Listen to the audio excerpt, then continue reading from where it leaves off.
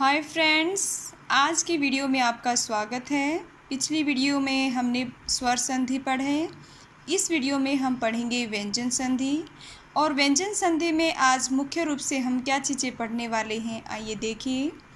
सबसे पहले आज हम पढ़ने वाले हैं स्वर संधि के अर्थ के बारे में, परिभाषा, नियम, उदाहरण, संधि करना, संधि विच्छेद।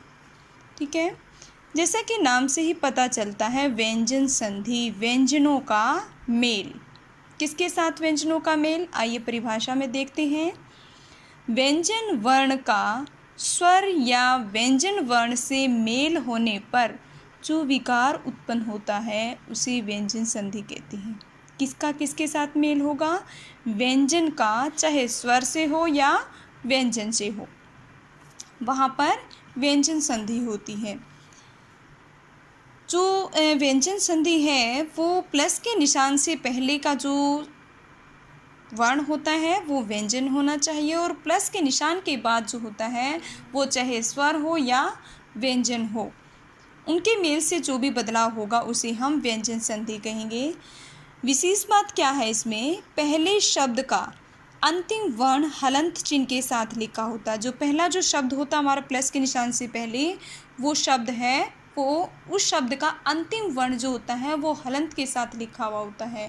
हलंत के साथ क्यों लिखा हुआ होता है, क्योंकि उसमें से हमने स्वर को अलग कर लिया होता है। स्वर को अलग करेंगे तभी जो व्यंजन है वो अपने हलंत के रूप में, मूल रूप में लिखा जाएगा। नियम पढ़ते हैं हम व्यंजन संधि के। पहला नियम, वर्ग के पहले वर्ण का तीसरे वर्ण में परिवर्तन। कि कब किस वर्ग का पहला वर्ण आया हो और वो अपने ही वर्ग में तीसरा कब हो जाता है, वो पढ़ेंगे। प्रत्येक वर्ग का पहला वर्ण क, च, ट, त, प, ये हमारे 5 वर्ग हैं और पांचों ही वर्गों का पहला वर्ण यहाँ पर आया हुआ है। इनके बाद यदि किसी भी वर्ग का तीसरा चौथा वर्ण, ये क, च, ट, त, प जो भी हैं, इन्हीं के वर्ग का तीसरा चौथा वर्ण आए हों, या फिर य, र, ल, व, ह या कोई स्वर आने पर, या फिर य, र, ल, व, ह में से कोई भी आया हो, या फिर कोई स्वर आने पर पहला वर्ण अपने ही वर्ग के तीसरे में बदल जाता है। वर्ग देखते हैं एक बार कौन से होते हैं। ये हमारे 5 वर्ग होते हैं, क वर्ग, च वर्ग, ट वर्ग, त वर्ग और प वर्ग। क वर्ग में भी 5 वर्ण होते हैं, च वर्ग में भी 5 वर्ण होते हैं, ट वर्ग में भी 5, त में भी 5 और प वर्ग में भी। ये जो पंचम अक्षर कहा जाता है और ये 25 होते हैं। ठीक है, तो नियम क्या कहता है, यदि क, च, ट, त, प के बाद प्लस के निशान से पहले ये आए हों और प्लस के निशान के बाद प्रत्येक वर्ग का या तो ये तीसरा आया हो, या फिर ये चौथा आया हो, या फिर ये र, ल, व में से कोई आया हो, या कोई अन्य स्वर आया हो, तो क्या होगा, अपने ही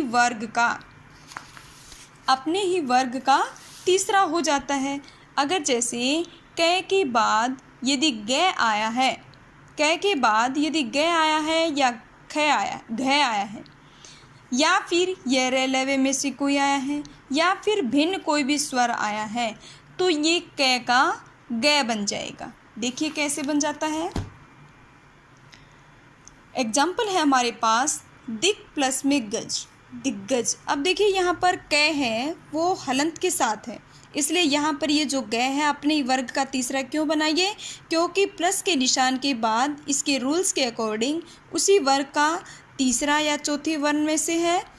ठीक है, इसलिए यहाँ पर हलंत क का हलंत ग बन गया, और ग को हम ऐसे लिखेंगे। अब देखिए आप कहेंगे कि इधर क्या है, ये क है, ये व्यंजन है, और इधर है ये स्वर, इधर भी व्यंजन है, व्यंजन का व्यंजन से मेल हुआ है।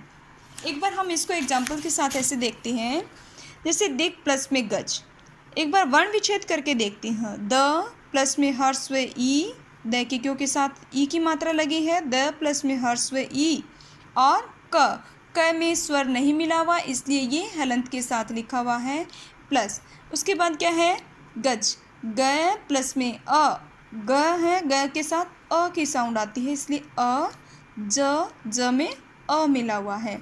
तो देखिए प्लस के निशान से पहले ये इधर क्या है, व्यंजन है, और प्लस के निशान के बाद इधर भी क्या है, हलंत लगा हुआ है। इट मीन्स ये व्यंजन है। तो क्या हुआ, व्यंजन का व्यंजन से मेल हुआ तो कौन सी संधि हुई है, व्यंजन संधि। अगर यहीं पर हम एक एग्जाम्पल लूँ मैं, जगत प्लस में ईस,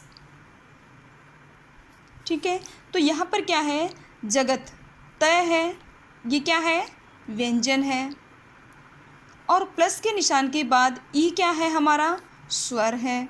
तो क्या हुआ, व्यंजन का स्वर से मेल होने पर भी यहाँ पर कौन सी संधि है, व्यंजन संधि। तो व्यंजन संधि में क्या हुआ, चाहे तो व्यंजन का व्यंजन से मेल हो, चाहे व्यंजन का स्वर से मेल हो, तो वहाँ पर क्या होती है, व्यंजन संधि होती है। नेक्स्ट एग्जाम्पल है हमारा, जगत प्लस में ईस, जगदीश, सत प्लस में गति, सदगति। ये था हमारा पहला नियम कि अपने ही वर्ग का तीसरा कब हो जाता है। अब हम पढ़ेंगे नियम। तो सेकंड नियम क्या है हमारा, वर्ग के पहले वर्ण का पांचवें वर्ग में परिवर्तन। अब तक हमने पढ़ा कि अपने ही वर्ग का तीसरा कब हो जाता है। अब हम पढ़ेंगे अपने ही वर्ग का पांचवा कब हो जाता है। देखिए पहले प्रत्येक वर्ग का पहला वर्ण यहाँ पर दिया हुआ है, क, च, ट, त, प। प्लस में पहला जो प्लस के निशान से पहले का जो भी वर्ण है, शब्द है हमारा, उसका अंतिम वर्ण इन वर्ग में से होना चाहिए, और उसके बाद या तो न आया हो या मैं आया हो। तो क्या होगा, प्रत्येक वर्ण अपने ही वर्ग का पांचवा बन जाएगा। क्या होगा, क का अंग हो जाएगा, च का य हो जाएगा, ट का अण हो जाएगा, त का न हो जाएगा, प का म हो जाएगा। एग्जाम्पल देखते हैं, उत प्लस में नति, उन्नति। अब यहाँ पर देखिए त है, ठीक है, ये तय आया है। तय का अपने ही वर्ग का पांचवा क्या होता है, इधर देखिए आप, ये तय वर्ग है हमारा। तय का पांचवा क्या होता है, त, थ, द, ध, न। पांचवा वर्ग क्या हुआ हमारा, न।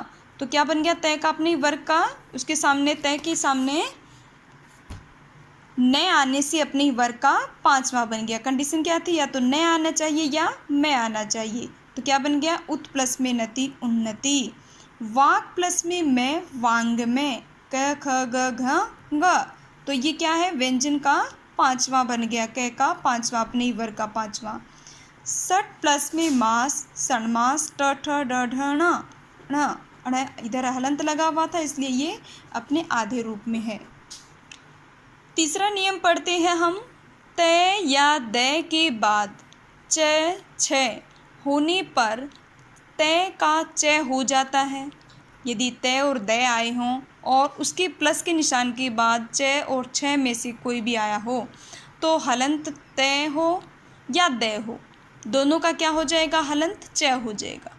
और तय दय के बाद यदि ज, झ होने पर क्या होगा, तय के बाद आया हो, जय आया हो, तब भी क्या होगा, हलंत जय हो जाएगा, और जय आया हो तब भी क्या होगा, हलंत जय हो जाएगा। एग्जाम्पल देखते हैं, उत प्लस में चारण, उच्चारण। अब यहाँ पर क्या है, तय है, हलंत तय है, तय के बाद क्या आया, च आया, और च का हमने क्या बताया था, तय के बाद यदि च आया तो हलंत च हो जाएगा। तो यहाँ पर हलंत च हो गया हमारा। वृहत प्लस में छवि, वृहत छवि। क्या था यहाँ पर भी, तय आया है इधर वृहत और इधर छवि। तो क्या था, तय के बाद दूसरी कंडीशन क्या थी ऊपर, तय दय के बाद यदि च और छ में से कोई भी आते हैं तब भी क्या होगा, आधा च हो जाएगा। नेक्स्ट है हमारा उत प्लस में ज्वल। तय के बाद यदि तय द के बाद यदि ज और झ में से कोई भी आता है तब क्या होता है, हलंत जय हो जाता है। तो यहाँ भी क्या हो गया, उज्ज्वल, तय का जय हो गया।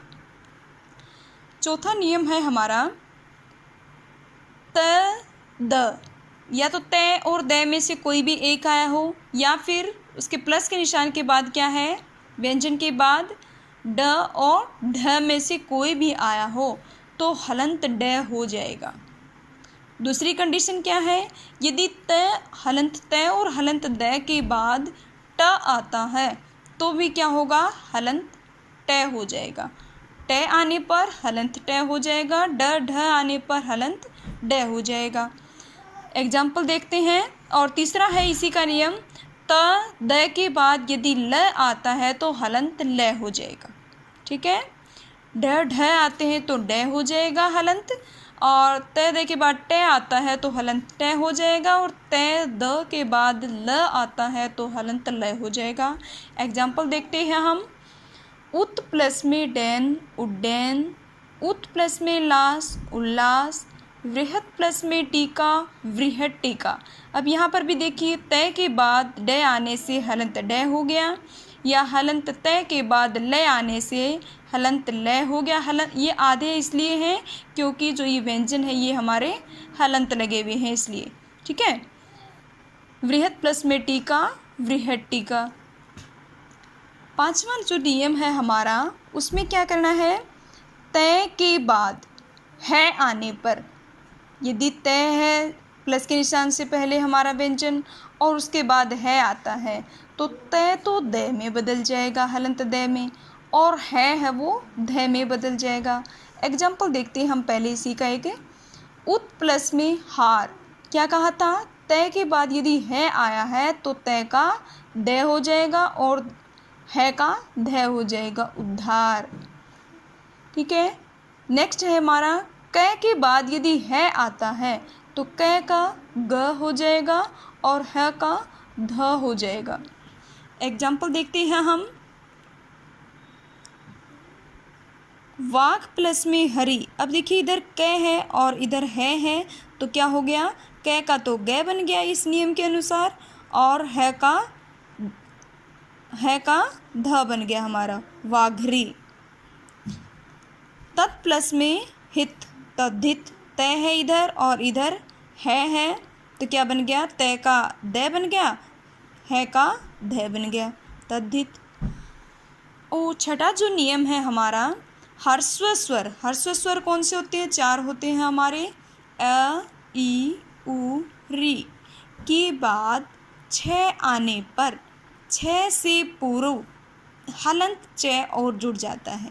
क्या कहा उसने कि ह्रस्व स्वर आए हों, ठीक है, और उनके बाद ये ह्रस्व स्वर आए हैं इनमें हमारे, क्योंकि जो क्ष है हमारा वृक्ष जैसे है, ये क्ष ये किसके योग से बनता है, क प्लस में श प्लस में ए, तो प्लस के निशान से पहले क्या हो गया, इन ह्रस्व में से हो गया ना ई ए, तो क्या है, ए आया हो, और प्लस के निशान के बाद छ आने पर इधर क्या आ गया, छ आ गया। तो क्या कहा उसने, यदि ह्रस्व के बाद छ आता है तो क्या होगा, हलंत च जुड़ जाएगा उसमें। ठीक है, बीच में क्या जुड़ जाएगा, हलंत छ।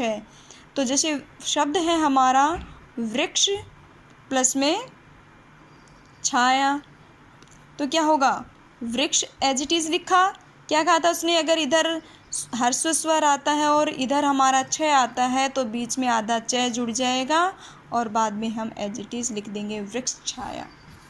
ओके, नेक्स्ट है हमारा संधि प्लस में छेद। इधर क्या है, ह्रस्व ई आई है और इधर क्या है, छ आया है तो संधि छेद। अनु प्लस में छेद, इधर ह्रस्व उ आया है और इधर छ आया है तो अनुच्छेद। आई होप आपको व्यंजन संधि समझ आ गई होगी। Thank you.